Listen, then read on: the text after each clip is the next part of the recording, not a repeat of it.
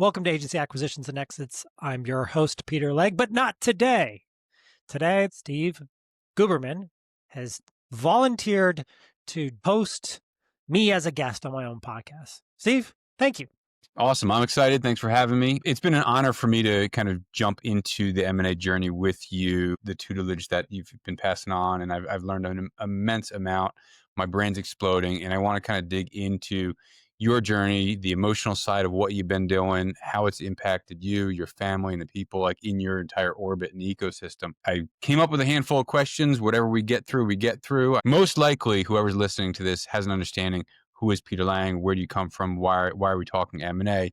But I want to kind of talk about your origin story and like the ecosystem around agency acquisitions and exits. And for you, what was the moment or the pain point that made you realize that this was not only the lane that you were meant to be in, but like that you realized that this was the master unlock for what you wanted to do next, and the feelings behind that, really?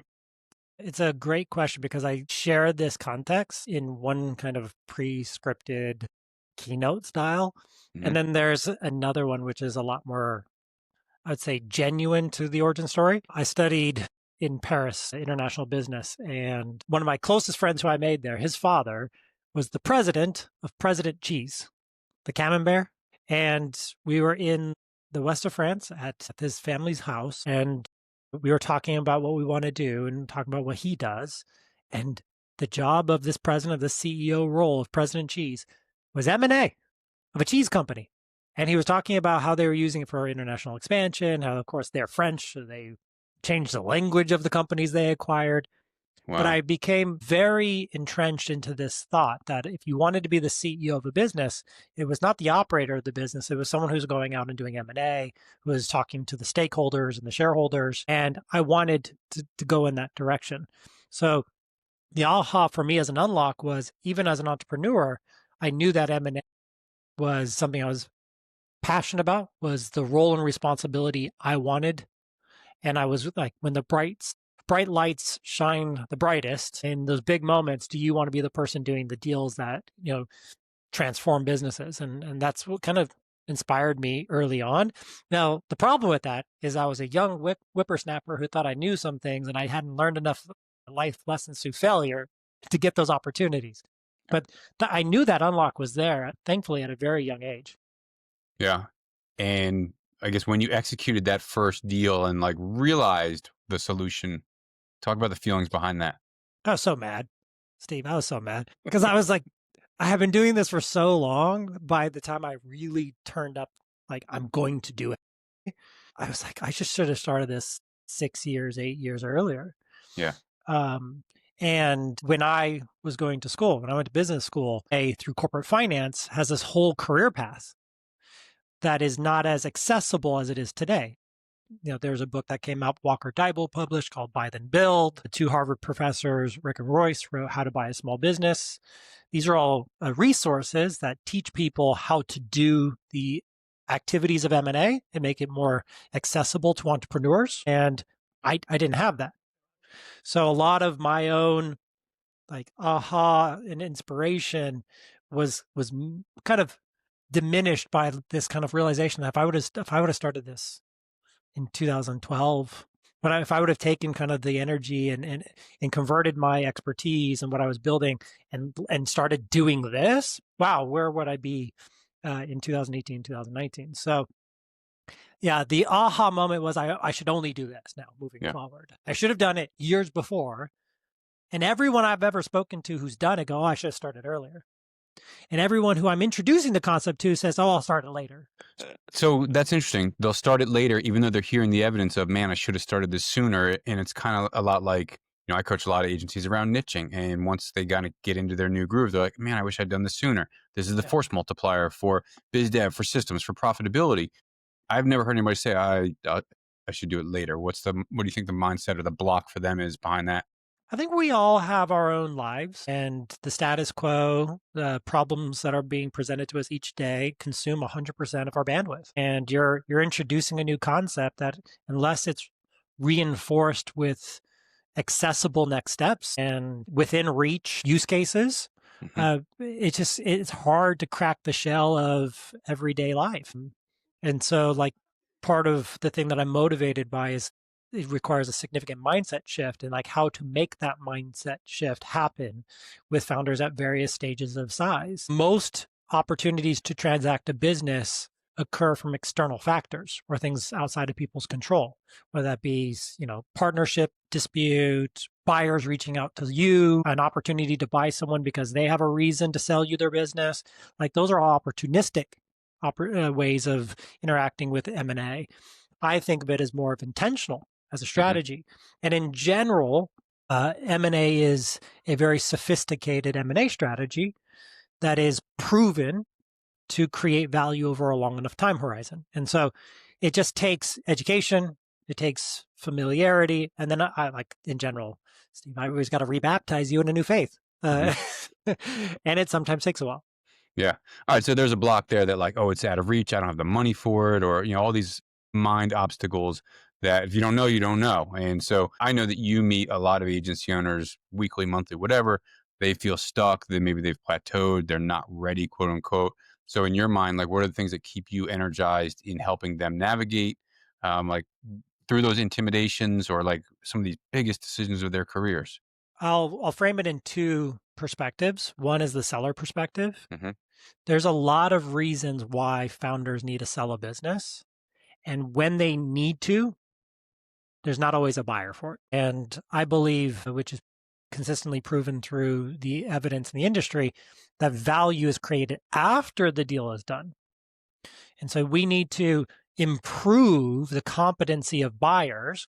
Doing a deal is quite easy. Like the value creation of integration, what we're going to do as a go-to-market strategy, how the two businesses or three businesses, four businesses, depending on how many acquisitions, are going to continue to service their market. That's where it's made. And so I'm a big believer by seeing so many sellers raise their hand and say, I need to sell.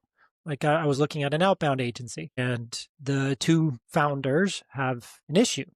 One of the founders, his father died at 62, and he's reevaluated how his time is being allocated. And he's been detached from the business since his father's passing, which has led to stagnation in the business. And he doesn't have what it takes to go back into it with the same level of energy. And they're looking for someone to come in and revitalize the business, potentially buy it from them, invest in it, be a growth partner. And now he's trying to find a buyer. And because there's not a savvy buyer who's actively looking for them, Hmm.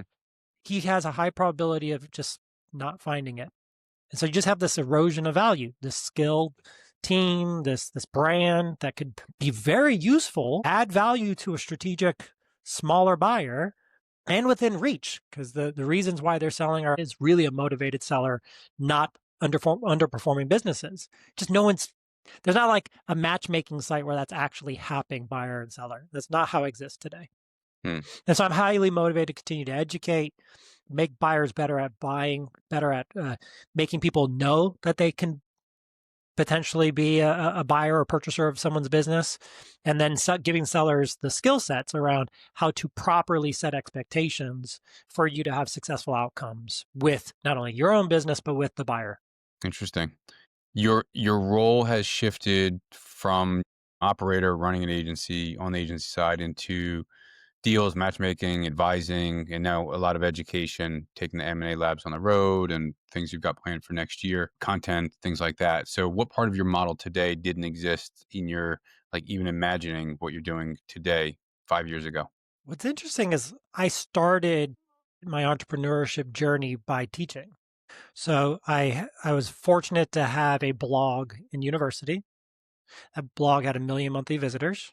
Wow. My aunt has this company that they do. It's called Left Coast Writers, and they host the Travel Writers Conference in Marin and California. And she asked me to speak in 2008 before, as I was graduating, just because I had this blog that was making passive income from ads and generating traffic, because that was my interest and passion beyond the business school and beyond my day-to-day job that I used to pay for school. And I was speaking at events because I was the youngest by 40, 50 years in the room, telling them to use social media and telling them what I was doing with a blog versus travel writing and books and the way that it was typically done.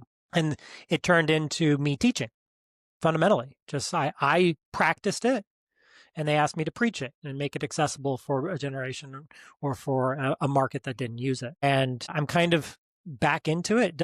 I'm a firm believer of practicing what I preach. So we have our own investments, we have our own acquisition targets, we have our own business vision that we're building towards. But one of the things that created a lot of insecurity in me was just using myself as a use case.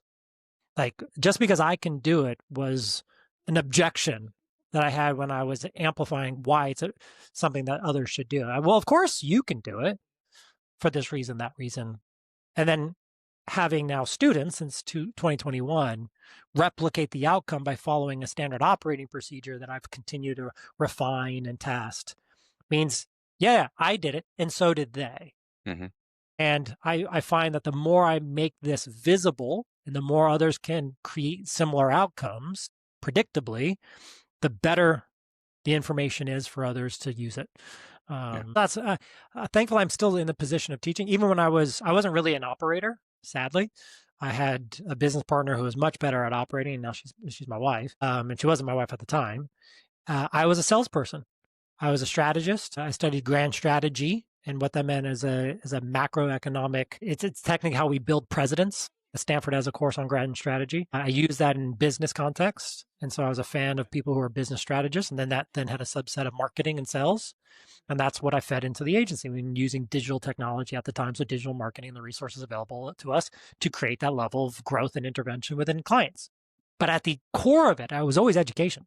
Yeah. Because I was always interacting with people who didn't understand the thing that I was telling them. It was a new concept. And that's not too different than the agency sales process, which is we do something that you don't do, or we do it better, and we're going to teach you why you should do that. And we're going to show you and demonstrate how that's going to be effective for you. And I just do the same thing, but now I'm just doing it in the side of it. And the last bit I'll give to this is the 4 quadrants, which was a good kind of realization for many service providers to go from sole proprietor to investor. Right? Sole proprietor is you are the entire business, and then you transcend. Investor is the buying and selling of businesses, or the capital that you can allocate from those businesses into other vehicles. And so you can use your own business to get there. And that's essentially kind of like my mission towards the energy of evolution for myself. Interesting that you talk about like the core principle of education and how agencies need to be doing that. And I can't emphasize that enough with people that I work with. Of one of your number one jobs is, you got to be curious as an agency to learn more, but you've got to educate your clients on what you're doing, why you're doing it, not necessarily how the sausage is made, but like helping them understand the value that you have, how you work best with your clients, and almost training them. And like, it's always an educational process. But also as an individual, I find that when I want to reinforce something that I've learned, teaching it is the best way to do it. So, I kind of see you doing that as well. Those levels of mastery, right? Yeah. There was this old belief that we as students had to our professors, which is if you can't do, teach. And that's such a harsh critique. When you start looking at mastery, the way I was measuring whether or not I was good at something was, okay, I learned that it's a thing that we can be doing. I learned that if I did it, I could get better at doing it by doing more of it. And then the next version of this would be, can I teach someone else who's in my organization? So this is how I brought on my heads of to replicate my own activities of business buying and structuring deals and managing the integration process. Can I have someone else do that? Delegate it. Then now I've been successful at delegating it. So I had to teach them, but they had access to all my resources. So it was quite easier. Can then I simplify it to someone who doesn't have access to my resources, who are not from the same education background, professional background that I've had, create a similar outcome, and then test the standard operating procedures, playbooks, and frameworks that way. And it gets better and better. And then what I found is my deals got better. Interesting. Because you're getting it pressure tested by others with varying degrees of capability. It's like science gets better the more in the sample. So I've basically increased the sample size available to my own learnings of how to do this well. Not just the industry as a whole, my own activities doing it, but now can I get others to replicate it? Now I've been doing that since 2021. Then the next one, can I educate? So at what degree of distance between me and the person who learns through information, can they create that success without intervention, without me Yeah. having to directly influence it? And that's the challenge. And I get a lot of joy from that. It's very rewarding. Uh, but I don't get the same dopamine hit. So no, I don't. The dopamine hit Interesting. comes from doing transactions, doing deals, negotiating live opportunities, investing my own capital. That's where I get the most energy from. Yeah, it scratches an itch for you. You mentioned something a few minutes ago about the M&A work that you're doing to build the businesses that you're building based on a vision that you have. Talk about kind of where that vision evolves from. What are some of the founding principles behind it that you and your now wife, your family believe in that like are guiding that vision? The vision I have now is different than the vision I had about 5 years ago, and it's extended. I've become very critical of the entire M&A industry and the value chain around it. And that goes towards the sector that I come from, so both in agencies, but also all professional services and all types Hmm. of businesses. And I have set a fairly aggressive vision of consolidation of that value chain and creating the educational resources that make buyers better buyers and sellers better sellers, as well as helping the businesses that want to sell be at a level where they can execute it safely. So it just all comes from my own challenges doing it and the friction points I've observed and felt firsthand. And Cameron Harold wrote a great resource for all entrepreneurs, Vivid Vision, which Hmm. helps people really bring to life a future state of what it is that they want to build. And I think every operator should think of their business in that regard. But then I look at it inorganic being one of the primary contributors of that composition versus organic versus trial and error. And again, it's quite common in a certain class size of businesses, less in SMEs, SMBs, and entrepreneurs. Interesting. Okay. Um, the work that you do with your team, with your wife, driven by the vision that you set as a CEO, is all surrounding M&A. And it's not organically running these businesses, but it's growing them through just the mindset that you believe in of M&A can fix all business problems and Solve. It solve. doesn't Yeah, fix yeah. all. Yeah, there's a difference in the Big word solve difference. versus fix. Yeah. I also don't refer to myself as a CEO, and so this is also a very important distinction. When I stopped being the CEO, I was no longer going to be a CEO. So that's even when I Interesting. Yeah. was the CEO of the agency, um, in 2019, and I decided to do M&A as my primary contribution to the business moving forward, I wasn't really the CEO. I had become an owner who was focused on the M&A side more than anything else. What still gave me I would say the trappings of the CEO was defining the future version, the future state of the business, because I needed that for the M&A side. But in no ways would I call myself a CEO today. In managing an investment firm, which is what we have, it doesn't require a CEO. It requires me to have CEOs. And so most of my operating businesses have CEOs who are better than I was as a CEO. I don't know if you know this. You have a choice. When you have a leaky roof, you can go fix your own roof, Hmm. or you can hire a professional to fix it. If you own the house, you probably want a professional to do the thing, right? Yeah, if you own a business, you want a professional who's better at the thing than you are to run the thing. Right. And so I just had the easy like relief burden lifted off my shoulders. I don't need to be the CEO. There's plenty of CEOs who are better than me. No, but what's my zone of genius? My zone of genius is the M&A side. It's my true passion. You don't have to wake me up for that. I show up ready every single day if that's in front of me. Yeah. But other people show up with leadership, service, product mindsets. That's what lights them up. Innovation, technology. And in many respects, there's more qualified CEOs than us as founders. If you're a true owner and founder, you should not be the CEO. Because most likely, you should find a professional who's better at being a CEO than you are to steward the asset that you own. Yeah. So based on that, and maybe you've touched on it, but kind of pulling it together, what have you learned about building a business around A that changed how you see your own entrepreneurship journey? I think it's the highest point of transcendence as an entrepreneur. So if you give me a little rope, I'll unpack it, Go which for it. is I had a skill. I sold that skill to some other people who needed it. So that was me being, let's call it, I made a website for someone, had a blog because I knew the blogging side, and they came to me. Then I had to learn to sell it. So I sell it to other people who may or may not want it at that immediate moment. So I learned sales.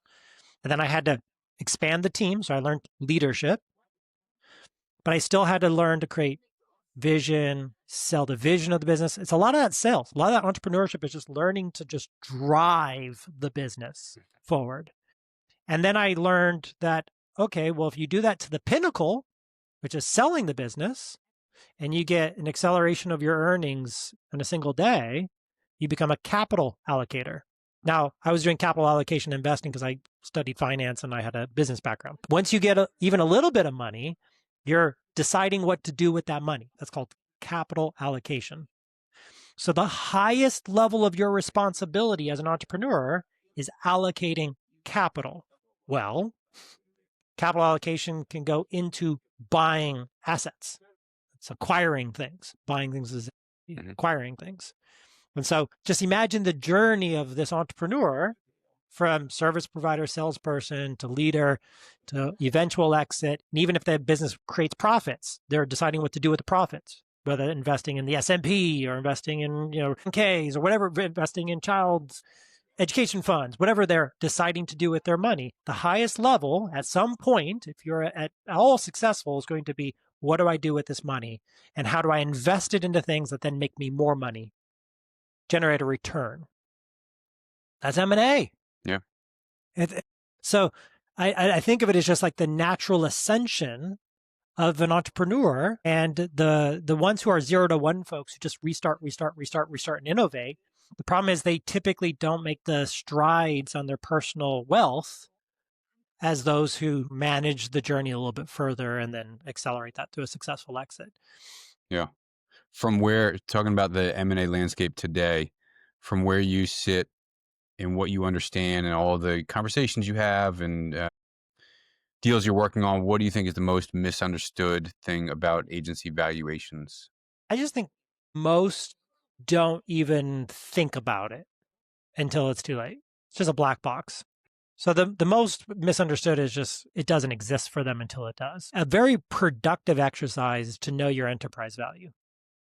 And you'd start by knowing your liquidation value. So if something were to happen to my health as an owner, and I had to sell everything that I have today to pay off debts or to extract as much value, what's the liquidation value? Then I'd say, what's the fair market value? So what are these types of businesses at this size worth in the industry? And then what's the strategic value? So what's someone willing to pay because they get more from my business and theirs than I get in on my own? So, I mean, if you know that today, M&A would be a part of your active discussions because it's the best way to drive intervention towards value creation, making your company more valuable. And even if you don't want to sell, you can't, fine. You just don't want more profits. Can I unpack an example? So how many of the people you've coached, these founders, are founder-led sales agencies? 95%. 90%. Yeah. Of them, would they like to hire a salesperson potentially to replace them? Another 90% of that 90%. Yeah. Okay. Have they failed at hiring a salesperson? 1,000%. Yes. Okay. So let's imagine that they're successful for a moment. So I'm an agency owner, let's call it 2 million of revenue, and I hire a salesperson. How long, Steve, is it going to take me to onboard that salesperson? Easily 6 months before there's any kind of worthy traction happening. Okay. How long before I've made enough money in the agency then it's costing to employ me? To employ the new business dev person or the new salesperson? Maybe in the first year. Yeah, maybe within the first year they're covering that salesperson's cost, but they're not covering the cost of the hand-holding the CEO needs to put into it or the founder needs to put into it and all the training and yeah. Yeah, so maybe let's call it 18 months before you really start making money from the salesperson? 18 months, 12 to 18 months. Now, let me ask you this question. How many deals potentially? If I've had 2 million in revenue, how many deals do you think that new salesperson is closing every month? Their average deal is probably 50 to 100K if they're a $2 million agency. So hopefully more than one once they get that pipeline starting to flow out, but not likely for that first year, not more than one. Yeah. So within a 2-year period of time, how many deals does this successfully onboarded and integrated salesperson close? A handful, Five 10, to 10 max. 10 max, right? Yeah. How many agencies have 10 to 20 clients, 3-person team with contractors, and they're accidental entrepreneurs? Those are acquihires.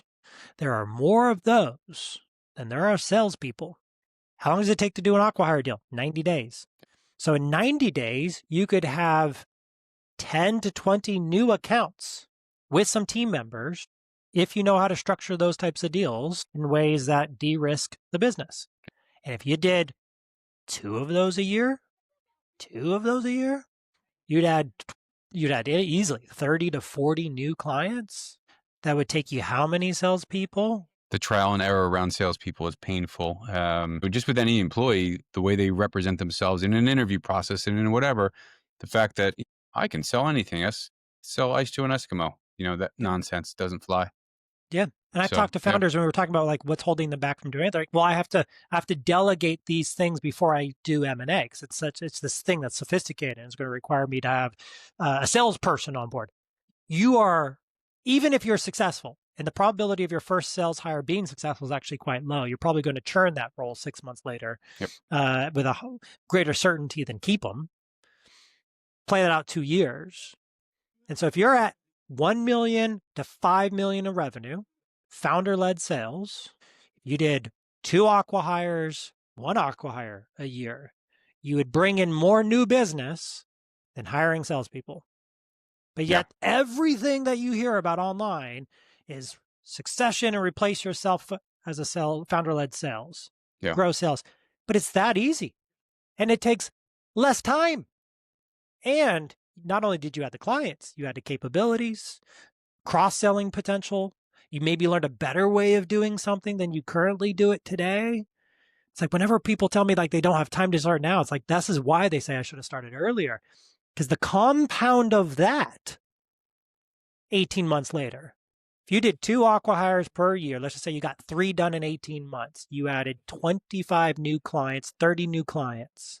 And guess what? You probably got a salesperson in there too. One of those founders sticking around is going to be the person who helps do business development. Absolutely. That Founder-led sales is still pretty good. This can't be you.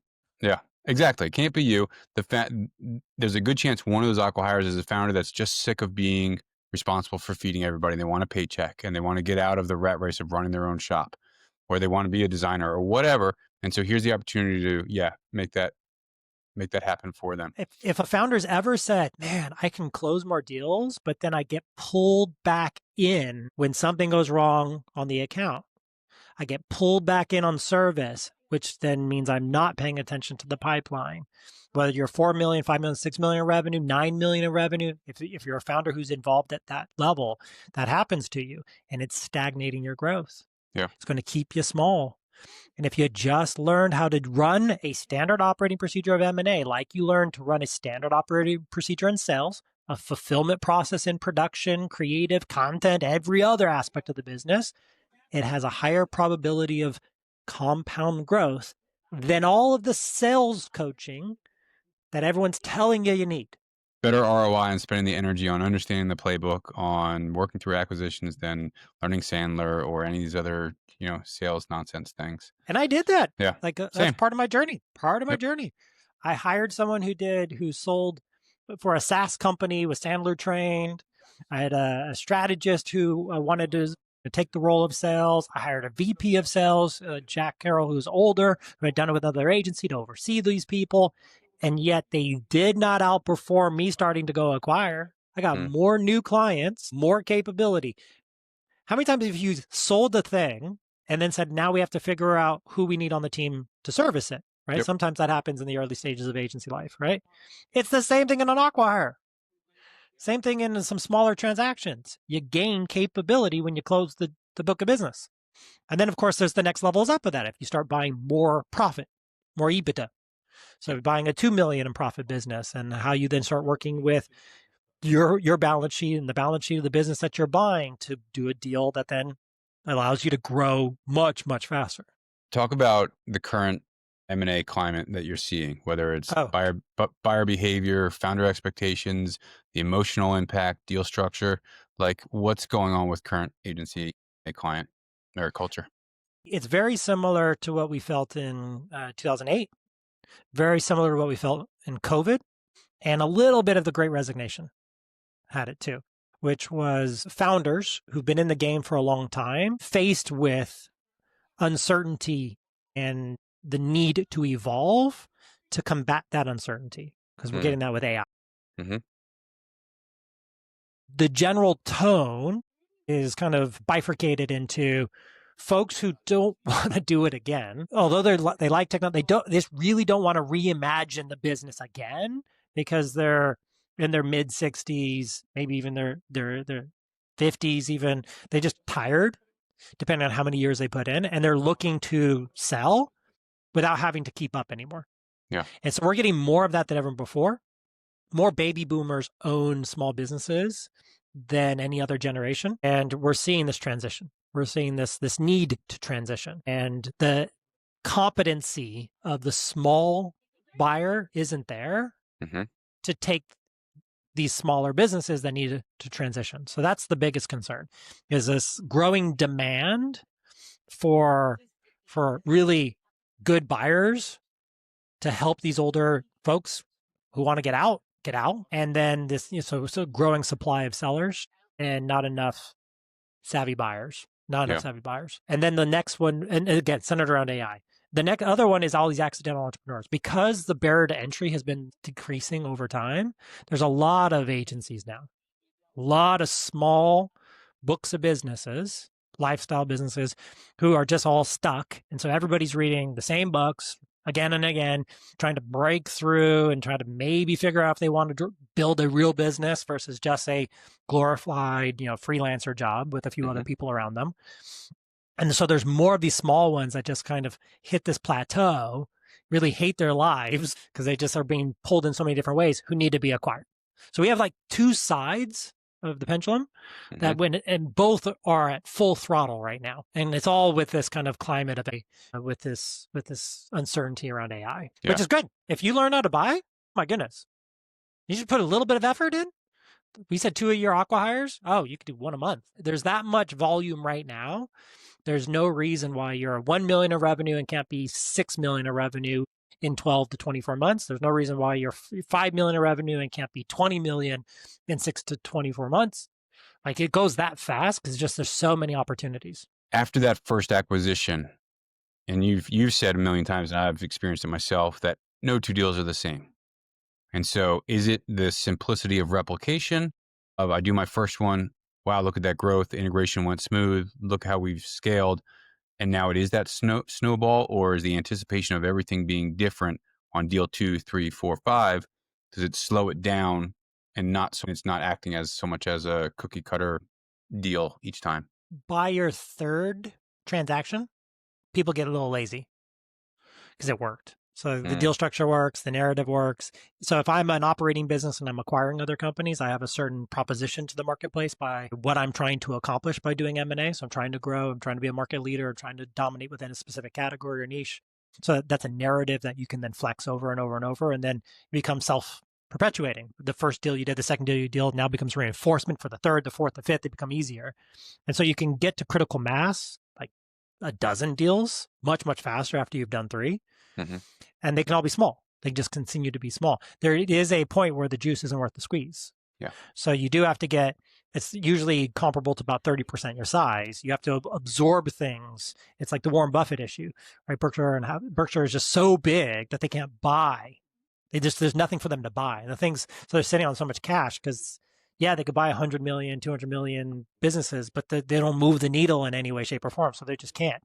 So there is that. So the general way to get better at something is get reps, get 10,000 hours. Ideally, you leverage advisors. So that would be board advisors, people like you, people like me who've done it before if they're available, M&A attorneys who have done deals in your sector before. You've talked to people who've sold to others before. So you interviewed other people who've experienced this. You gain some level of comfort with the vocabulary. You gain some familiarity that it's normal. So you can get better at it. By your third one, you'll think you could do one a month. You really can. If Yeah. you do the first one, fully digest it, and wait to consider the next one, you might not do anymore. Interesting. You might not do anything. Yeah, it's very similar to fitness in regards to setting goals. If you set one race, if you put a lot of weight and energy and importance into a single thing, you have a lower probability of doing others because stuff happens. Injuries, fraud. There's so many things can happen. But if you build a plan to do 5 over 5 years, the first one is 1 of 5. You'll put less weight into the first one. Therefore, you won't use it as a pass or fail. Right. Because you shouldn't be measuring whether or not you should continue to do something from the first time you do it. The first time you do something, you have a high probability of not doing it the best way possible for you. And so if you use your first acquisition, I tried M&A once. Yeah, did you go rock climbing once and you weren't good at it, so you decided not to do it ever again? Like nothing you do in life, the first attempt, even with professionals around you, the first attempt is not going to be the best version of it. Yeah. So you have to commit to the long-term vision of value creation through this activity of inorganic growth and know that each deal will compound your skill sets, improve it, refine it, build the pattern recognition to be more successful at it. So you should be planning on doing 5, minimum 5, Steve. You don't do 1 and then evaluate how it went because, again, that's not how you meet your life partner. That's not how you do hard things that you've never done before. You commit to it long term. Yeah, I love that. Talk about a story, that you pull back out from your banks, like the trenches, a deal, a near deal, something like a what on earth just happened moment that taught you something that you still bring into your daily M&A practice. Maybe it's helped refine your the playbook that you operate on, or one of those stories that you can share. The most important one was the opportunity to learn what a motivated seller meant. Again, unless you've experienced it, you don't know what that really means. And in my long form course, it's like one of the cornerstone stories that I tell, which was the deal I did in 7 days. And this was because the founder committed suicide. Well, not the founder, the owner of the business. So I bought a company, BBMD, Barbara Brown Branding and Design. The gentleman who owned it bought it from Barbara. Well, he committed suicide in 2019. We had a shared accounting firm. And the accounting firm, Al Martino, who I looked up to, he died shortly after this, sadly, called me up and said that the business, this is what happened, and the business has reverted to the 82-year-old parents who are retired, live on the East Coast. This is in Ventura, California. And their other son's a quadriplegic. So they got a lot of things going on in that family. And it's a mess. But it's the same size as your agency. And if you move fast, it could be huge. For you. You're acquisitive. You want to do this. You're a young whippersnapper. He's an old accounting guy who used to do M&A. And I learned what a motivated seller was, which was it had nothing to do with the business. It had to deal with the owners of the business needing to do the transaction. And so every time I interacted with businesses as a lesson, I go, what's the real reason we're having this discussion? So I can look beyond the business to uncover why we're having this discussion around selling, why we're having the discussion around partnering, the opportunity. And I can prioritize that because it exists in every deal. No matter how loud the broker is talking about valuation, no matter how much the business performance screams something about it, the motivation behind the person leads decisions. And so that made me able to orient every seller interaction towards what's really important to the person over the business opportunity. Because my job, and this is what I teach, is to give the seller what they want in a way that I can justify a multiple of return. And what they want is going to be something that they may or may not be prepared to tell you.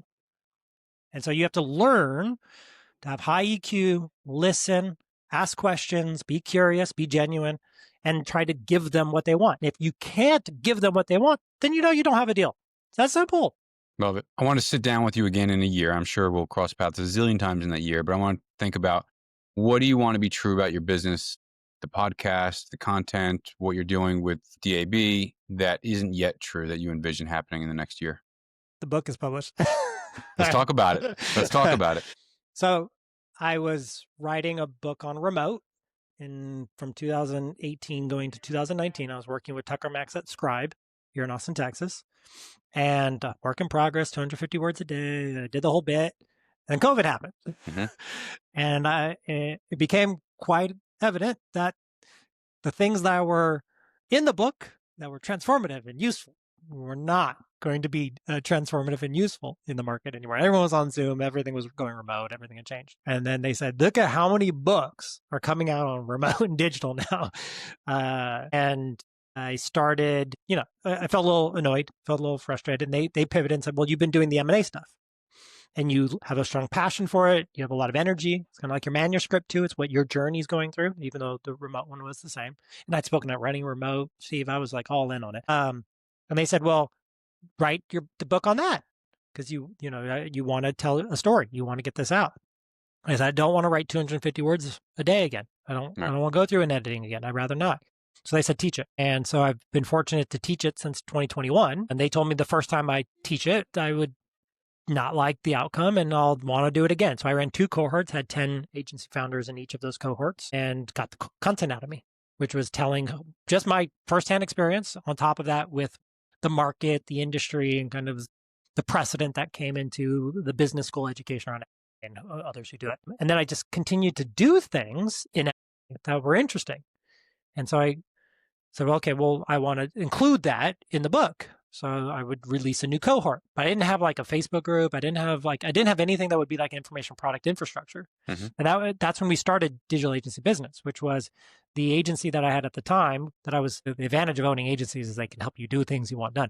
Is they were talking about, hey, we can launch all of how we run the agency, not just doing the M&A side through DAB, through Digital Agency Business. We can make this a resource, sharing what we've invested in, trial and error, and experimented on, and what works for us and what didn't work as this education company. So I've had that since 2021. I had life happen. I started the investment. We had the investment firm. I had my first daughter. My wife was in the business. We built her succession. So when I got out, we both got out. It was a hell of a run. And then the platform that we built wanted to leverage my expertise. And so I kind of like went away from Digital Agency Business, kind of like use my persona to help stimulate the business opportunity that we created in the investment firm. And so it wasn't until I transitioned to non-exec, board member only. So I was no longer an operational role in the company that I said, okay, well, it was really Vanessa, my wife. She's the one who said, well, let's do DAB again. Let's update it. I mean, you've done so much. We've done so many things that are, heads and toes above what we've done in the course before. Update it. And so I did an update in 2023. And that was everything from, I had done smaller deals, so I topped off at $3 million in revenue. But when in the investment from the first deal I brought into it was $3 million of profit. So I just wanted to change the awareness of what you can do in M&A, and I wanted to teach what I was doing. We built a whole back office, the operating company. We raised some capital outside of our own. We did a bunch of things that made the course more complete, and we also integrated. We had more CEOs. We had way more that I could extend and create value in the course, which is the book. And then I was listening to Roland Frazier, who's pretty known in the M&A space as well for what he's been teaching, talk about you could buy anything. I was like, buy anything? That's really interesting. And I hadn't done it quite yet. And then I had the opportunity to buy Growth Hackers. Then I bought Growth Hackers. And I carved out the software and I just kept the media assets. I kept the community. And then I was like, okay, well, I don't want to run this thing. Can I acquire an operating business to be the CEO and run the business? So I kept on doing interesting. Can you acquire communities? Can you acquire media? I said, like, what other things can I include in the book that expands the skill set from the people who learn how to go acquire competitors or smaller versions of themselves to make more things available to them that don't exist today? And so that got me to like the final version of the book, the last 2 cohorts I ran. And then it became, okay, well, if we're going to release the book, I have one more exit story because we've divested 5 companies. And then I have a project I can't say yet, but when we divest that project, which is probably going to be Q1 of next year, latest Q2, when we sell that company, that's around 12 million of EBITDA. And the way we went about putting that together, that's the final use case I want in the book. It's done. Steve, the book will be done. Okay. And if I set a title now, I might change it the last minute, so I won't say it. But the book's intent The reason why I'm making this book is to give to any owner to say, this is how you go buy 3 to 4 businesses a year to grow inorganically, to get to whatever outcome you want, to sell it for more profits in the business, to compress time. Because Yeah. just like that salesperson example we gave, your life is fleeting, it's finite, and if we can compress time, you'll have the compound effect of doing more, earning more much sooner. And so that's the artifact I want to give to everyone next year. So DAB has that. And then give me a little, can I plug something, Stephen? Yeah, it's your show. Do it. Okay. And the other bit is, as I became more of a public person, there was more visibility to what I was teaching. There was more demand for what it is that I can help people with. But Mhm. I just have limited time. I have my own portfolio, I have my own family, I got my own situation. And so I've not been able to say yes to everyone who could use me as a board advisor, someone who could help shepherd them through transactions.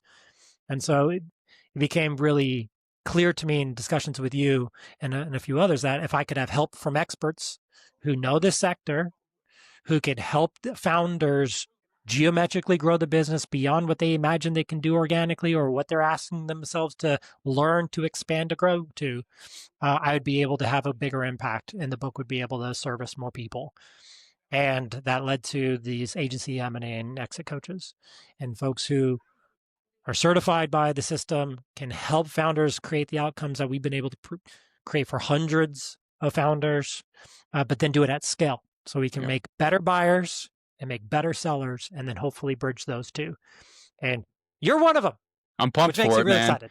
We're going to make a massive impact on the heels of the book, or maybe on the forefront of the book. And yeah, it's real exciting stuff. Yeah. So a couple of real quick, not rapid fires like I do on my show, but more in the nature of your show. I want two things to kind of wrap it up. So one is kind of looking back, one is looking forward. So the first is like, if Peter, the M&A advisor, had to give one piece of advice to Peter, the agency owner from 10 years ago, I have a feeling what you're going to say, but like, what would you warn him or hype him up about?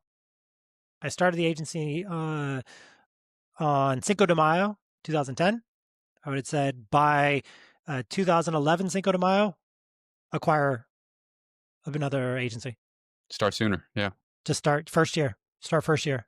Yeah. And then look forward, what's your dream deal look like? Not necessarily in dollars, but like in founder mindset or the story or the potential that it can have or the impact that it can have.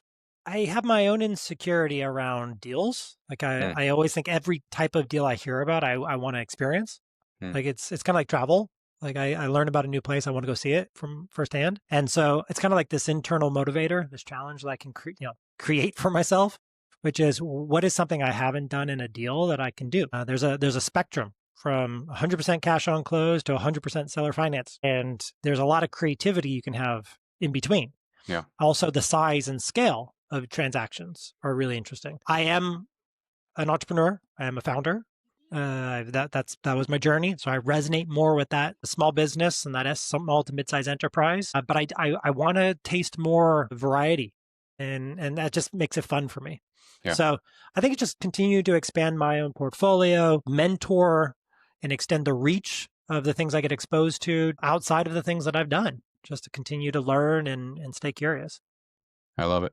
Any closing words from you in this seminal episode that we're putting together for you?